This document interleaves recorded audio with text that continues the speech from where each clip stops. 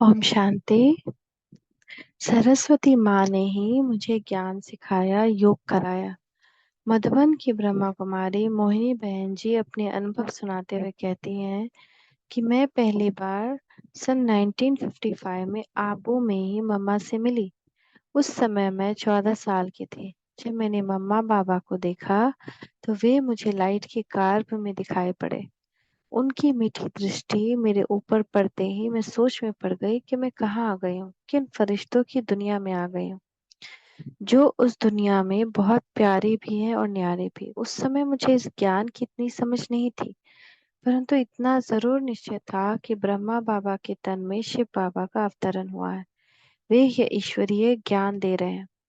बाबा ने मुझे देखकर मम्मा से कहा, मम्मा इस बच्ची को 7 दिन का कोर्स कराओ। मुझे भी बाबा ने कहा, तुम मम्मा से 7 दिन ज्ञान सुनो। बाबा का छोटा बाबा का छोटे बच्चों से विशेष स्नेह था और ज्ञान की पालना देने में विशेष ध्यान था। बाबा कहते थे, ये छोटे छोटे बच्चे बैठकर किसी को भी ज्ञान सुनाएंगे तो सुनाने वाले बहुत प्रभावित होंगे और सोचेंगे कि हम भी इन जैसे बने अथवा हमारे बच्चे भी इन जैसे बने। मम्मा ने हम हमें 3 दिनों तक इस ईश्वरीय ज्ञान का साप्ताहिक कोर्स कराया। रोज शाम को बाबा उस पढ़ाई का पेपर लेते थे। बाबा प्रश्न पूछते थे और मेरे उत्तर सुनकर बाबा बहुत खुश होते थे। इस प्रकार ज्ञान ज्ञानेश्वरी सरस्वती माँ ने मुझे ज्ञान सिखाया, योग का अभ्यास कराया। मम्मा की विशेषता थी पालना की शक्ति। मम्मा ने मुझे इतना प्यार दिया जितना कि शायद लौकिक माँ ने भी न दिया। मम्मा के इशारों ने, पालना ने और प्यार ने मेरे जीवन को ही बदल दिया। मम्मा ने मुझे भाषण करना भी सिखलाया। एक बार मम्मा भाषण करने बाहर जाने वाली थी। मम्मा ने कहा, तुम भी मेरे साथ चलना, वहां पहले तुम भाषण करो, बाद में मैं भाषण करूंगी। मैंने कहा, मम्मा मुझे तो भाषण करना आता ही नहीं और इतने आदमियों के सामने कैसे बोलूंगी। तब मम्मा ने कहा, तुम उन बड़े बड़े शरीरों को थोड़े ही ज्ञान सुना रही हो, तुम्हें तो आत्माओं को ज्ञान सुनाना है। तुम आत्माओं को देखो, छोटी छोटी बिंदु आत्माओं को देखकर भाषण करो। उस समय मैंने आत्मा पर भाषण किया। पहले मैंने भाषण मम्मा को लिखकर दिखाया था, फिर मम्मा ने उसमें करेक्शन करके भी दिया था।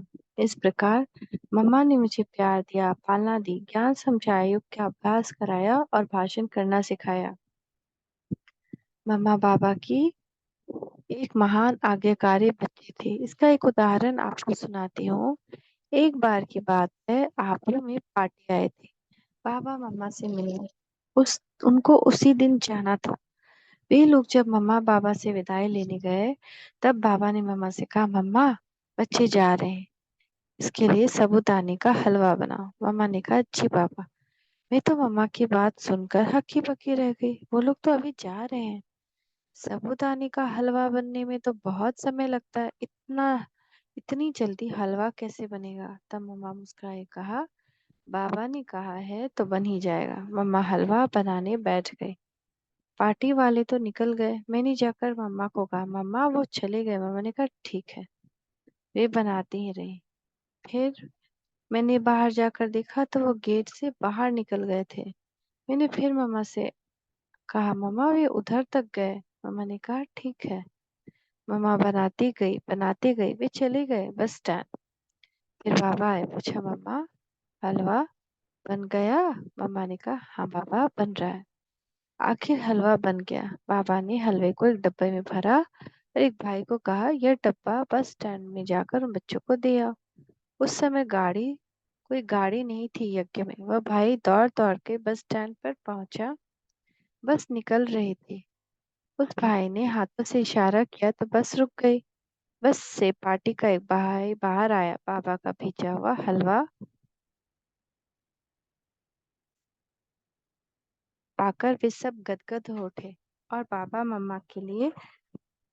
मम्मा ने हमारे लिए हलवा बनाकर भेजा है। उन्होंने आबू रोड पहुंचते ही बाबा के लिए प्यार और धन्यवाद भरा पत्र लिखा और खुशी में मगन होकर बाप की याद में हलवा खाया। इस प्रकार मम्मा बाबा ने बच्चों को सुख संतोष में रखना ही अपना कर्तव्य समझा।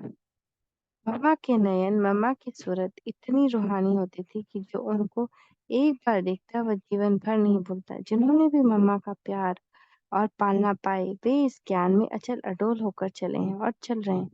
मम्मा का व्यक्तित्व बहुत प्रभावशाली और शक्तिशाली था। मम्मा के सामने कोई भी बाहर का व्यक्ति हो या यज्ञवत्स हो झूठ नहीं बोल सकता था। उसकी हिम्मत ही नहीं होती थी उनके सामने आते ही वह उनकी रूहानी दृष्टि से प्रभावित होकर अपने को बच्चा महसूस करता था। उनको अपनी माँ अथवा शक्ति, देवी शक्ति का अनुभव करता था। बात जैसे होती थी वैसे ही कह देता था। मम्मा हमारी छोटी छोटी भूलों को भी देखना नहीं चाहती थी। वे चाहती थी कि हर बच्चा भूलों से मुक्त हो जाए। मम्मा यह भी सोच हम बच्चों को सिखलाती थी कि हमारे कारण अन्य किसी को दिनचर्या में तकलीफ न हो अथवा उनके कार्य में बाधा न पड़े। इस विषय में मुझको एक घटना याद आती है।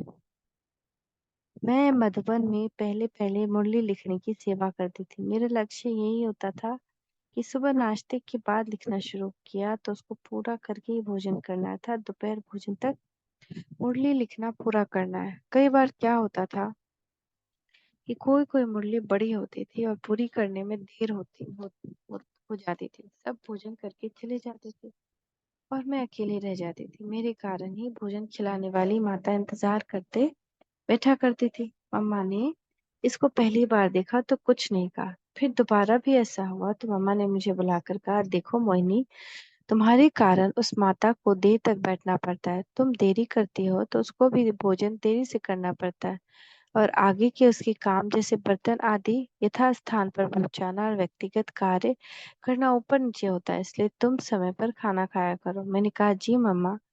2-3 दिन के बाद मैं पुनः अपनी योजना अनुसार ही पूरी मूली लेकर भोजन करने गई तो माता मेरा इंतजार कर रही थी। फिर मम्मा ने मुझे बुलाकर कहा, मोनी, आज से 15 दिन तक भोजन खिलाने की सेवा तुम करोगी। मैं चुप हो गई और मम्मा का कहना मान लिया।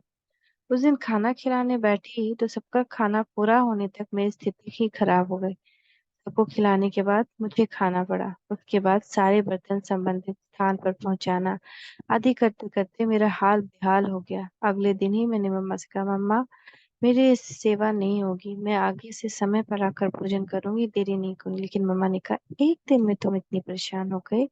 वो माता तो रोज ऐसी परिस्थिति का सामना करती है, वो कैसे करे? फिर भी मम्मा ने कहा, तुमको 15 दिन तो यह सेवा करनी ही पड़ेगी।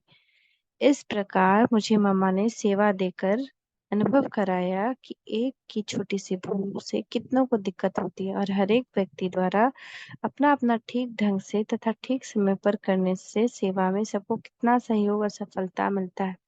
उस दिन से मैंने ये धारणा बना ली कि मेरे कारण दूसरों की सेवा में अड़चन ना हो और ये ध्यान मैं आज तक रखती आ रही हूँ। मम्मा के मुख से कभी भी ये शब्द नहीं निकले कि हम कोशिश करके देखेंगे। पापा ने कहा और मम्मा अपनी सेना के साथ लेकर उस कार्य में तत्पर हो गई कि मम्मा हमें यही कहती थी कि किसी कार्य को सौंपा है अगर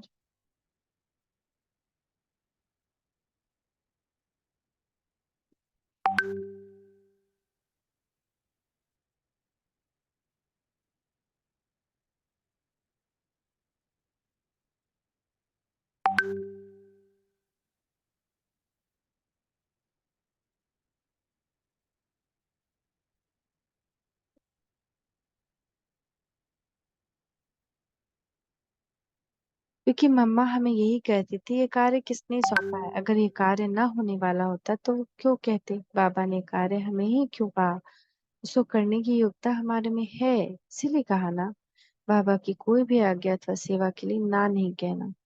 इस तरह मम्मा ने बहुत प्रेरणा लेकर उनको उनके दिखाए हुए मार्ग पर मैं चलती रही हूँ और आध्यात्मिक जीवन की उन्नति के शिखर पर पहुंचा रही हूँ। ओम शांति, ओम शांति, ओम शांति।